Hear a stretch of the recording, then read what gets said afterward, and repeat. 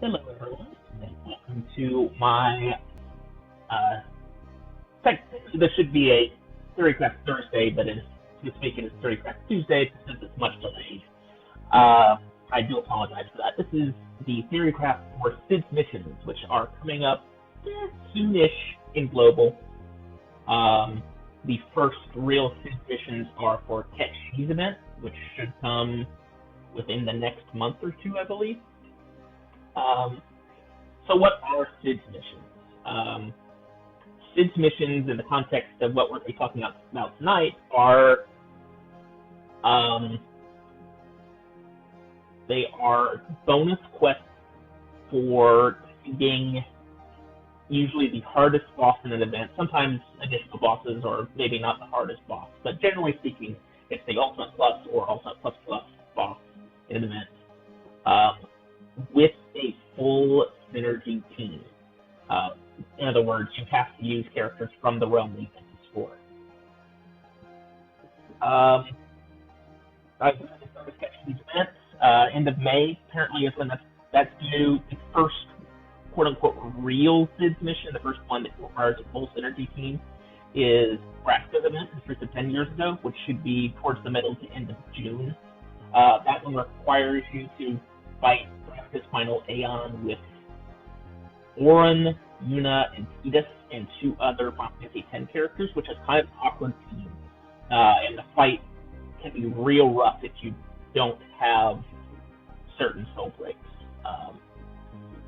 So I guess there's the first real hard SIDS mission. And then pretty much every event past that, except for Tactics and Final Fantasy XIV, has a SIDS mission that requires you to have a full synergy team. So this is kind of something that is the absolute top end of content, because not only do you have to beat the hardest boss, you have to beat it with one hand tied behind your back, kind of. And it's completely optional. You don't have to do these. And the rewards are arguably not worth it, I will be honest. They're usually either record 5 fragments, which we should be actually getting kind of soon, or 5-star orbs. And usually only just a couple of orbs or a couple of fragments. So it's not like this is basically just bragging rights or challenging yourself type stuff. But they're also kind of fun. I actually really enjoy them. I personally like the challenge of both the challenge and kind of the thematics of using a party that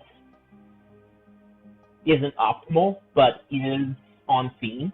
It is the party or a party that can theoretically could be used in that game, or at least uses characters from that game to be, hard bosses.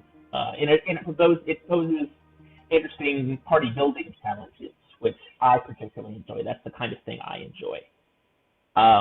And those challenges are because you cannot use your A team. You're not going to be able to use Ramza and Ishtola or Tyro. You're not going to be able to bring a native shout, a native wall. And that means you're not going to be able to have both shout and the wall. You can't, unless we're talking about the Final Fantasy XIV event or the Final Fantasy Tactics event, which aren't full party missions anyway.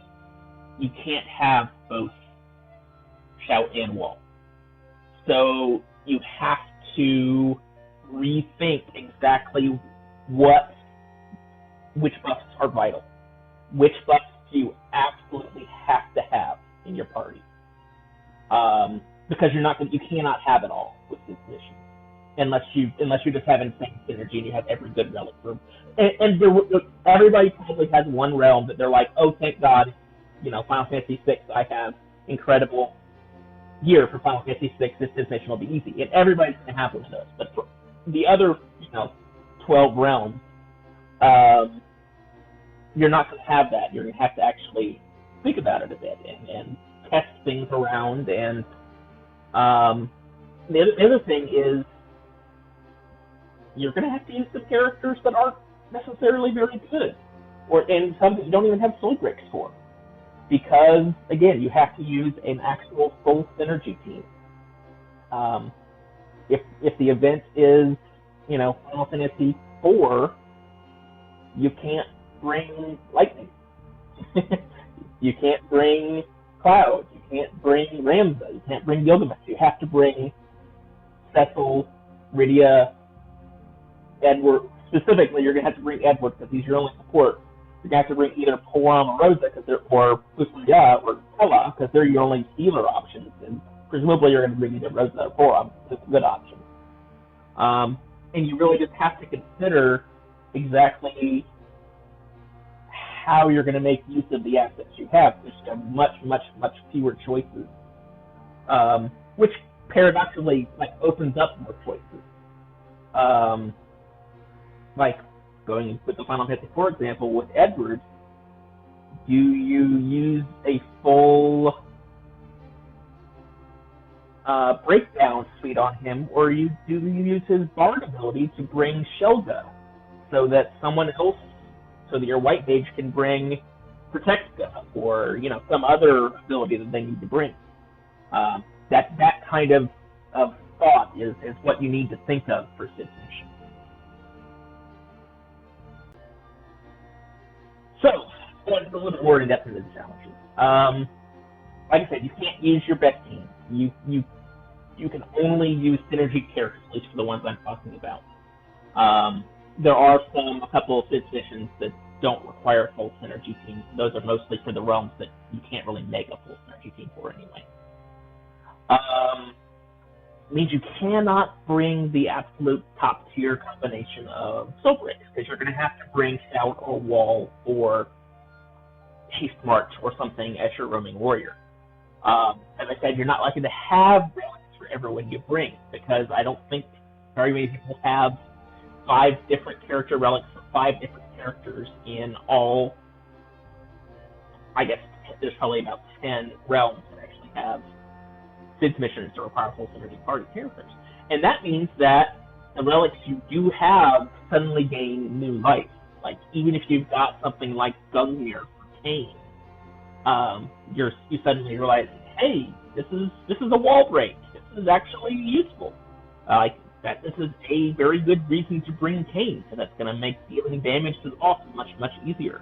And Kain has cool other things that he can do because he's a Dragoon, so he can do elemental jumps. He gets Leaping Leech, One thing to note is that very few realms have enough characters for you to actually build a pure physical team or a pure magical team. There are some. In most realms, you can usually do a 3-1-1 team. But there's only a couple of realms where you can really pull off a really good pure physical team or a really good pure mage team. Which means that if you remember the hybrid mission, or the hybrid team Theorycraft I did a few weeks ago, there was a reason I did that, because I was building up to this. Hybrid teams are going to be usually a fact of life for Cid's missions. You're not going to have the ability to, usually you're not going to have the ability to have both a Haste and a Wall, unless you have a native Haste in the realm. This is why some people have been hyping up every Haste relic that comes along. It's because for Cid's missions, they are absolutely vital. You need, I won't say need, you almost certainly need a Haste gun for most Cid's missions. However, don't forget, the ability Haste does exist, and I have beaten some Cid's missions by actually dragging along the god-awful 3-star white magic Haste and just plopping on everybody. I beat Braska's Final Aeon that way, because there's the only haste time for the only haste at the time is Tidus' Shield, which I don't think anybody pulled for, because aside from Cid's missions, it's pretty useless. But that kind of thing is something to keep in mind for Cid's missions, because those relics, you're like, oh man, I got Tidus' Shield, this sucks. Suddenly become, oh, thank God I have Tidus' Shield. I don't necessarily have to bring a haste guy, I can bring a wall instead. In a similar fashion, most realms, there are some exceptions. Most realms only have 1 5-star support, so only one option is to bring full break. And most realms only have one white mage with an AoE heal. There are a couple of realms. I think Final Fantasy IV is one that has white mages with AoE heals. But in general, you're going to be picking from two predetermined character slots and then 3 other slots from the other characters in that realm. Because doing Civ missions without a support is not something you want to do, and same with a healer. Character relics, even if they're bad character relics, are suddenly very valuable. I hope nobody has jumped all of their old, original generation soul breaks that only have to do 1 hit, because those are still really good for synergy and for actually being able to use that character, in Civ missions. And then, like I was saying with Edward, learn to love some of those oddball skills. Until one of the recent events, I think it was the recent Final Fantasy X event in Japan, I completely forgot that Riku could use Bard skills, which is awesome because that lets you put Shelga on her instead of using freeing up a spot on my white mage. Learn to love that kind of thing. You can realize you can get all kinds of useful, it really kind of expands your thinking on exactly how useful some skill set combinations are and some characters are, because they can just pull out random, oh wow, I can actually bring this and bring something more useful in another character and be great. And these are all the kind of things you have to think about when you're playing together a team for Civ missions. You have to be very, very open to any option you have available, because you're going to be grasping at straws. You're never going to get, again, unless you have an absurd synergy program, you're never going to have a perfect team. You're going to have to make do in some ways. You have to make compromises, which I think is kind of fun. It's not necessarily fun to just be able to blow through everything because you've got, the perfect storm.